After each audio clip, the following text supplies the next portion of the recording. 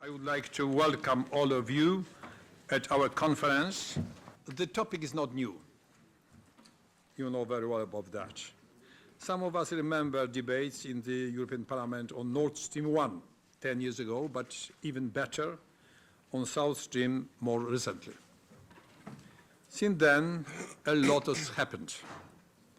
On the one hand, we had several gas supply crises, and we face stagnation in gas markets. On the other hand, we have introduced legislative measures to make EU energy supply more secure. We have increased joint funding to energy infrastructure, projects of common interest, and last but not least, we have given our energy policy a strategic framework, the Energy Union. We are very happy that the Vice-President of the European Commission, responsible for Energy Union, Maroš Šefčovič, is with us to deliver the keynote speech. We always underline we create the Energy Union for our citizens and companies, including energy companies. It is not a set of common rules. All we ask from anyone who wants to do business in the EU and with the EU is to respect these rules. Since the very beginning, we have been creating our EU energy policy on the basis of 3 sets of rules: business rules, environmental rules, and EU solidarity rule. Today we feel that our energy union is at crossroads, as it is mentioned in the title of the conference. The topics of Nord Stream came back last summer like a boomerang, this time as expansion to Nord Stream 2. Nord Stream 2 puts our whole strategy of energy union in the European Union at question.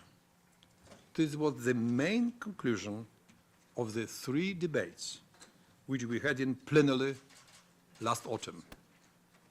Few words about results of our 3 discussions. The message was strong and quite clear. The majority of European Parliament opposes Nord Stream expansion. We raised concerns about our energy dependence and more broadly about security, economy and geopolitics. We stressed that Nord Stream 2 would further strengthen the dominant supplier, who is already subject to antitrust investigation by the European Commission for abusing his position in the EU. Answering all these concerns, Commissioner Cañete stated very clearly after our discussion in autumn, in October, Nord Stream 2 is against the EU strategy of gas diversification. It can never become a project of common interest, and it cannot benefit from the EU financing or support. In a way, today's conference is a continuation of those debates. I hope we can find answers to several questions. Let me put, for the beginning, some of them. Business questions, first of all.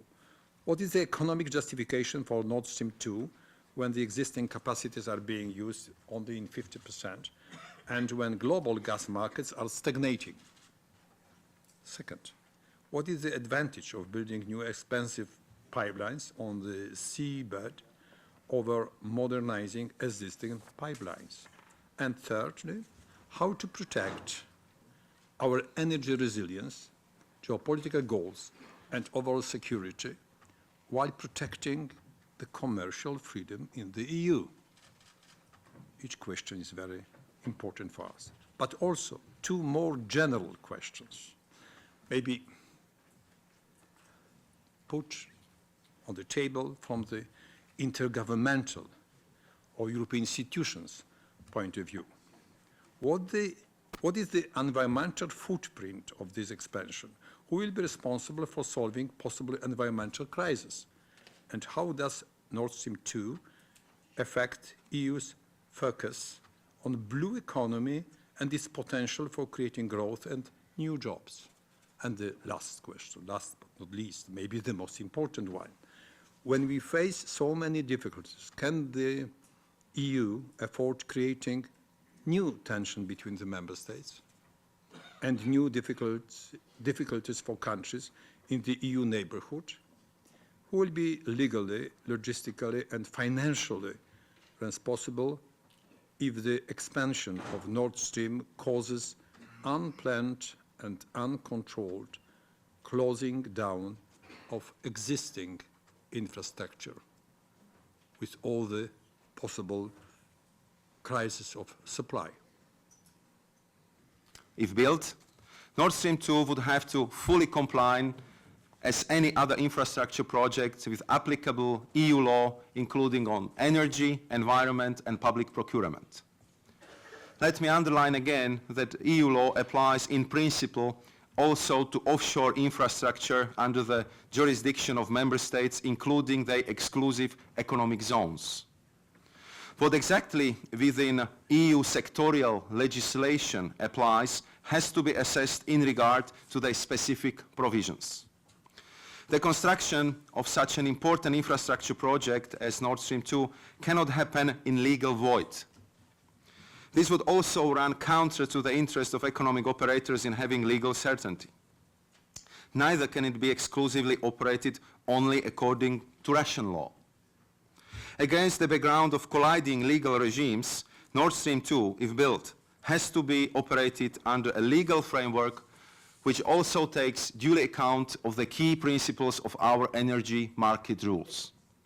I wish to start by reminding that it was this Commission which has set up the creation of the Energy Union as one of the key priorities.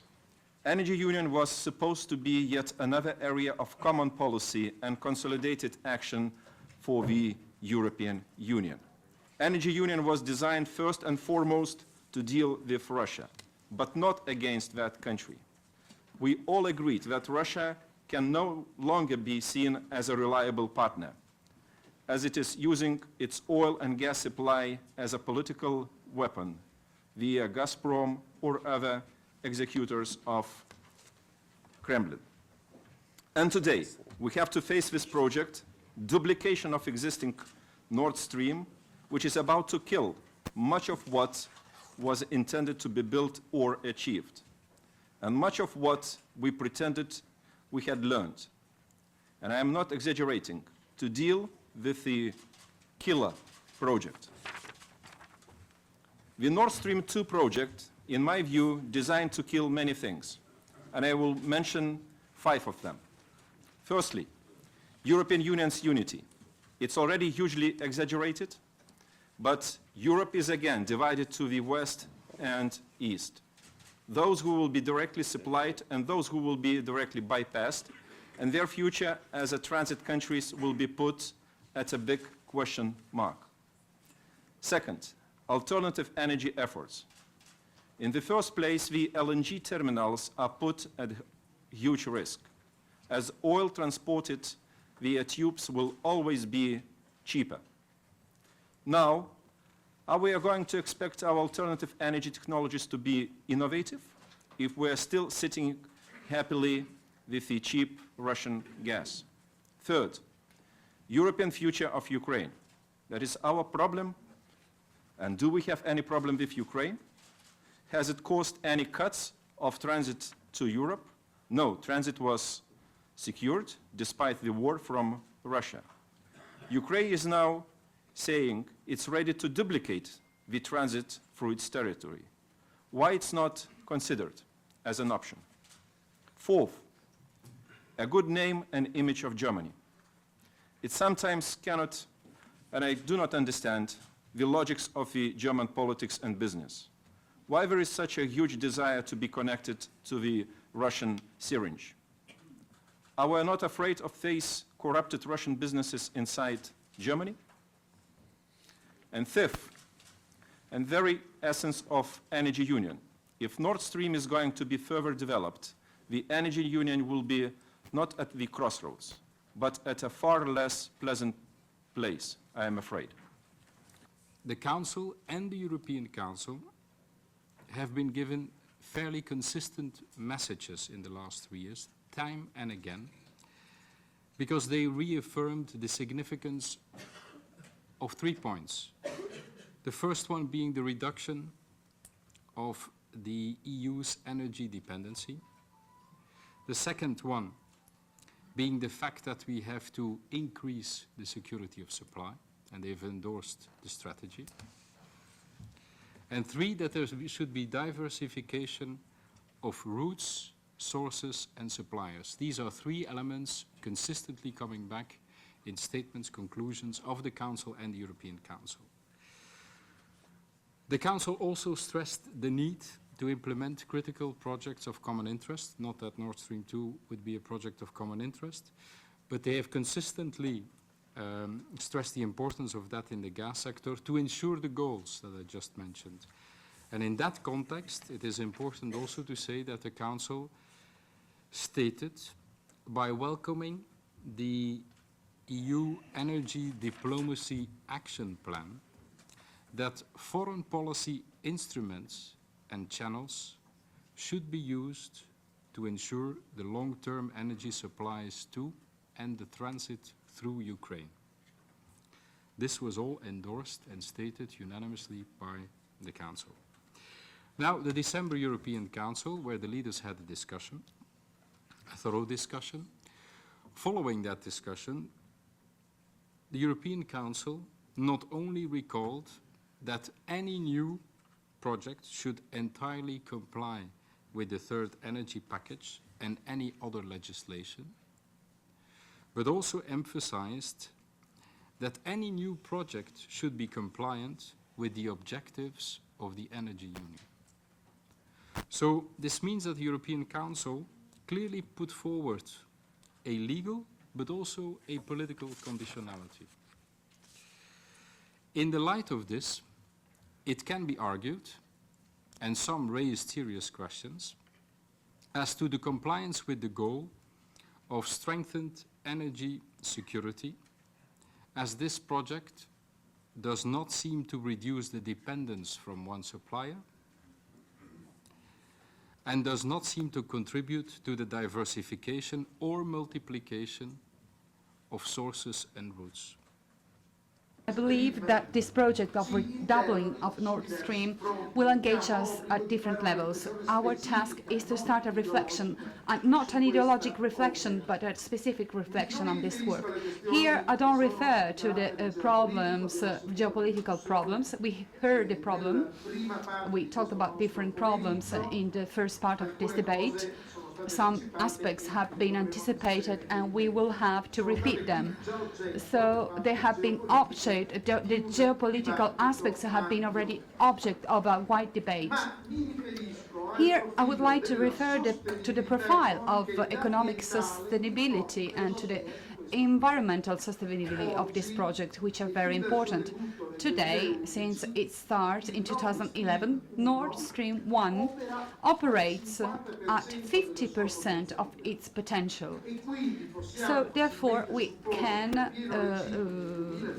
understand that since 2019, Nord Stream 2 will add new overcapacity to the existing overcapacity we have now. So we will be speaking about an investment which is completely useless for the energy supply chain in Europe. We will speak about an infrastructure that does not meet the real needs in Europe. And we also speak about the lack of infrastructures, internal infrastructures connecting the east and the west of European Union. So we speak about a project that does not satisfy the requirements of the third energy package, particularly as far as the management and distribution is concerned. Nord Stream have been overlapped in the original profile and created an oligopoly on the gas routes from east. And this has a negative impact on pricing and has a negative impact on supplies into Europe. Nord Stream 1 and Nord Stream 2 is a part of the solution and contributes significantly to energy security.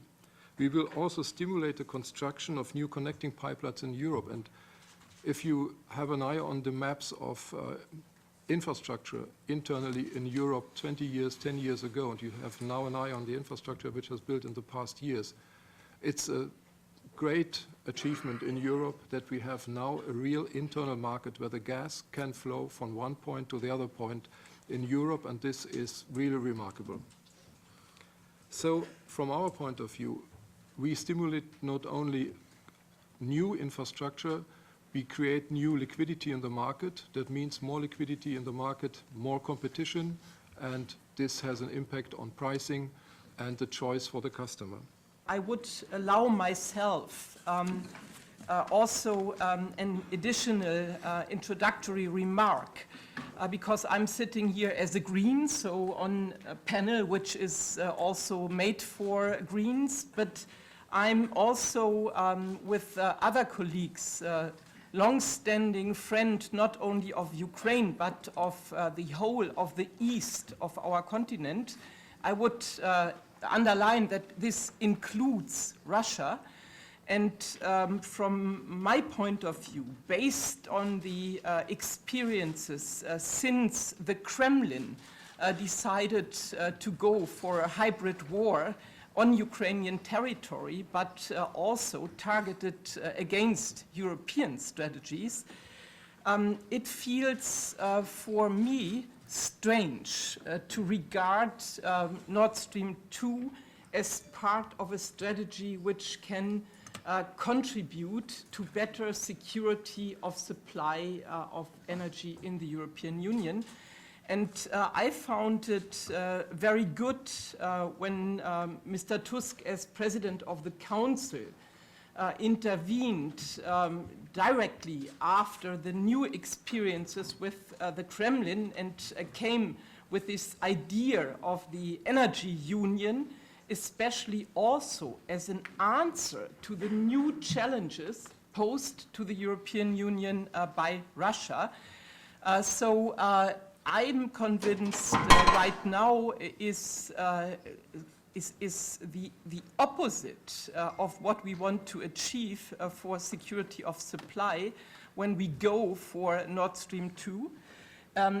And I can't regard this only as a business case, a private issue. So the idea of the energy union demonstrates that in the European Union we have the idea that the strategy, the long-term strategy for energy supply shall be influenced by decisions of politicians, and those decisions should take into account all aspects of security and not only the supply security. So having said that, I come to our panel, and so the ideas which the European Union brought back from the climate conference in Paris, in addition to what we laid down in many papers and discussions on the energy union of the European Union, make it for me clear that the added value of a European energy strategy cannot be more of the same or more from the past for the future. And the real challenge for the European Union when it comes to plans for the future are around the development of renewables, of energy efficiency, of energy savings.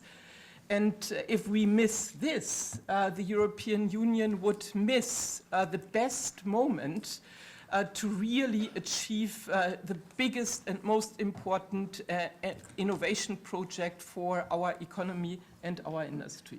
We probably represent, four of us organizers, the majority of members of European Parliament. It's very important because it's quite clear from the previous discussions. And we, as a matter of fact, if we take serious, and we should take serious, our discussion in the European Parliament, we can say that Nord Stream 2 and energy union cannot coexist. And we take it into account. But it's also a very important signal to the consortium. We wanted to give you possibility to speak, not only on the technical level, also we invited somebody on the political level if you want to say something.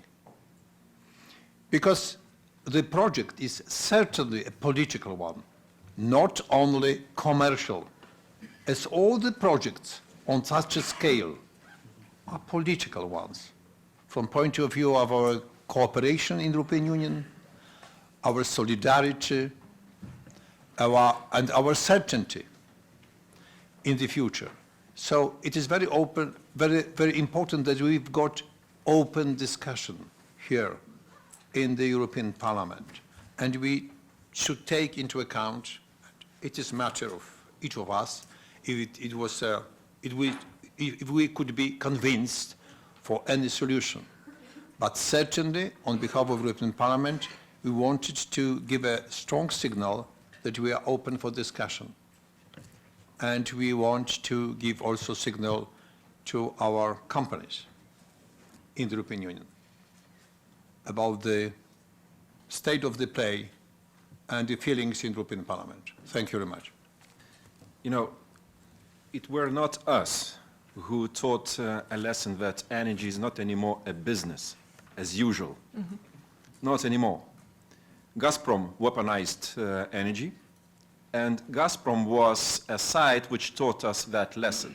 I mean, you might disagree, I noticed your position, but history will show, I mean, who is right, who is not. So that's why let's not fool ourselves that energy anymore is a kind of business as usual. So that's why I was and I am remaining and insisting that Nord Stream 2 is a project killer, which kills a sense of cooperation in many instances in the European Union. We try to build the union of energy in the European Union on one hand, and another one, we leave so much of at risk that it might fail in the very end, or at least there will be some holes left which might really unbalance this project. I don't believe that we should be happy once we see that some questions are unanswered and remain unclear. No, we will insist that the European Commission will supply us with those replies. And I do support the initiative of our colleague Claude Turmes, who started the declaration. And we signed, many of us, already a declaration on Nord Stream 2. And I hope that it will help us to facilitate clarifying process of this one. Thank you very much for joining. Thank you all panelists coming to us. And I hope it's not the last point within the story. Thank you. Non siamo d'accordo con il raddoppio del Nord Stream. Ci sono vari motivi, alcuni sono di natura politica. Con un raddoppio di gas che viene dalla Russia dipendiamo di più da un'unica fonte e non da molte fonti come dovrebbe essere. Mettiamo in grande difficoltà un paese amico che è l'Ucraina, ma ci sono anche motivi di natura ambientale. Dovrebbe calare a fronte dell'efficienza energetica il consumo di gas e quindi la previsione è quella di avere un consumo di gas più basso. A cosa serve fare un nuovo tubo? Evidentemente non serve a nulla. I think we had a very good and comprehensive discussion, I mean, from different angles, from business, from environment, from politics, from geopolitics. Some people try to present the Nord Stream 2 as purely business-based project. I don't see this project as business-based. It's more like a project killer. It kills European energy solidarity. It kills energy diversification and security of supply. I think after this conference, we got even more questions which we should ask the European Commission to reply to us, and we're going to do this. So that's why we had very useful exchange, and I appreciate all the panelists who joined our conference. I'm glad that we managed to have today this hearing on Nord Stream 2. I think, again, it came out that politically is a very, very risky project. It's deepening, if it comes, the gap in the European Union in between the East and the West. It's increasing the mistrust from the East to the West, and it will weaken Ukraine, a country anyway weakened by losses of territory, by the war in Donbass, and by a very, very difficult economic situation. So the European Union, in several contexts, has alternatives to develop. We need a true and deep innovation strategy for the European Union's energy sector. And for me as a Green, I would say efficiency and renewables first as the true innovations. Open debate. It was the main goal of our meeting and our conference. We wanted to meet also representative of the consortium on Nord Stream 2 to discuss all the issues. I can say on behalf of the majority in the European Parliament that the outcome of our discussion is quite clear. Nord Stream 2 and our European Energy Union cannot coexist. So the majority of the members of the European Parliament are against the expansion of Nord Stream.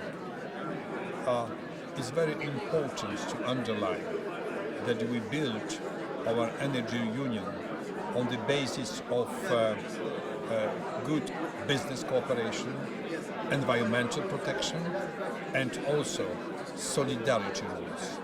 Three of them are very important, and we would like to combine three of them to be responsible for the whole project. It's not commercial one, it is political important project as well.